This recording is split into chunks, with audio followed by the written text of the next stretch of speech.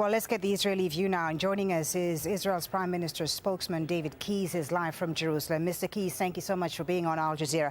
Before we talk about the Paris meeting, I want you to respond, if you can, to what Mr. Erekat just said. The Palestinians say Israel is undermining the peace process, undermining the two-state solution. What do you respond? Quite the opposite. Israel remains committed to seeing two states for two peoples living side by side in peace. What a tragedy that President Abbas has agreed to sit with Israel's prime minister less than 7 hours in 7 years. It's very hard to have peace if you can't even sit together. When we do sit together, every single issue is on the table. And I understand people's frustration with the peace process. Both Israelis and Palestinians deserve to live in peace. And that's why it's so important to sit down together and work out all of these difficult issues, just as Israel did with Egypt, forging a peace which has lasted for decades, and having forged peace with Jordan, which also lasted for decades.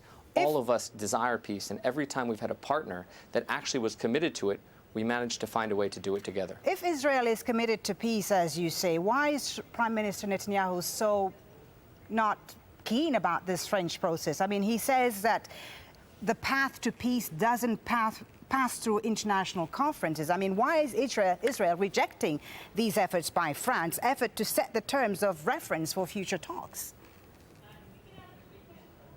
Well, imagine your own home. Imagine the home you grew up in, full of your childhood memories. If you had a dispute with your neighbor about your home, the best way to settle that wouldn't be to fly to a different continent, invite 30 people who weren't from your area, for example, to try to resolve this conflict. What we need to do is sit down together with our Palestinian neighbors at long last, because both of our peoples deserve peace. Right. Bilateral, direct negotiations without preconditions. This is a formula which has worked in the past, and it can work again. But Mr. Keyes, you say it worked in the past, but it really hasn't. I mean, bringing the two sides together without changing anything on the ground isn't going to achieve anything, and this history proves it. Nothing is going to change when settlement building continues, when there's a lack of accountability for the daily violence that Palestinians experience.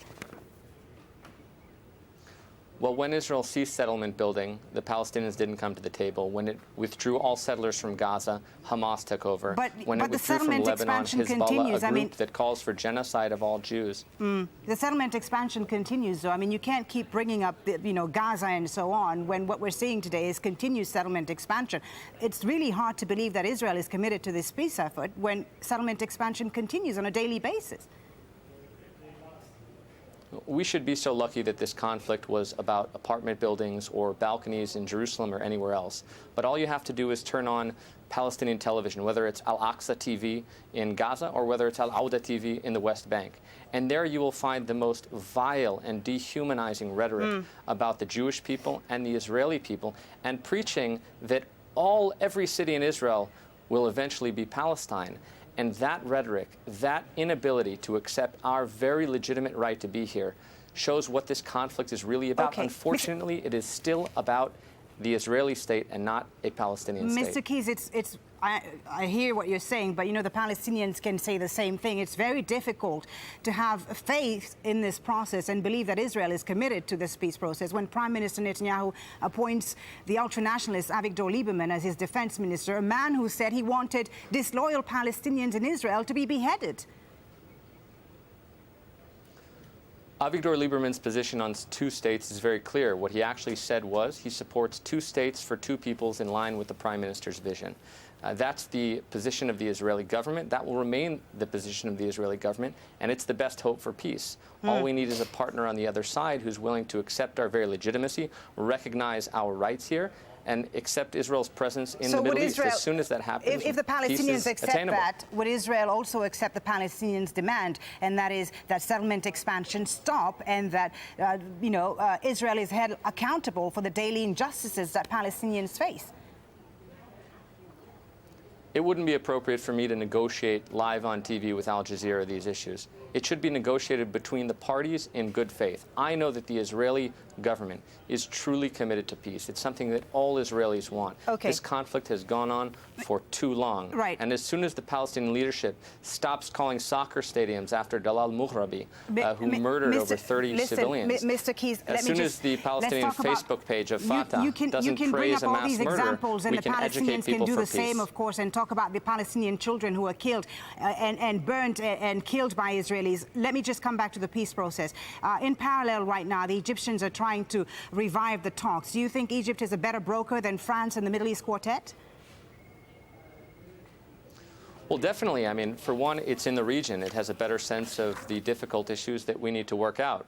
There's a real possibility for normalization with many countries in this region. And that kind of framework makes a lot more sense than people flying in from all four corners of the world, people who haven't really lived here, who haven't felt the pain of this region, who don't send their children to the army to defend their mothers and fathers.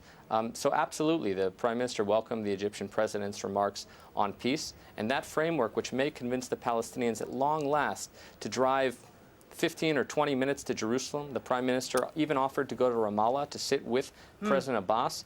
Hopefully that regional framework can convince the Palestinians finally, at long last, to accept Israel and move forward with the peace process. We'll leave it there. Thank you so much for speaking to us, Mr. Keyes. David Keyes is the Israeli Prime Minister's spokesman, joining us there live from Jerusalem.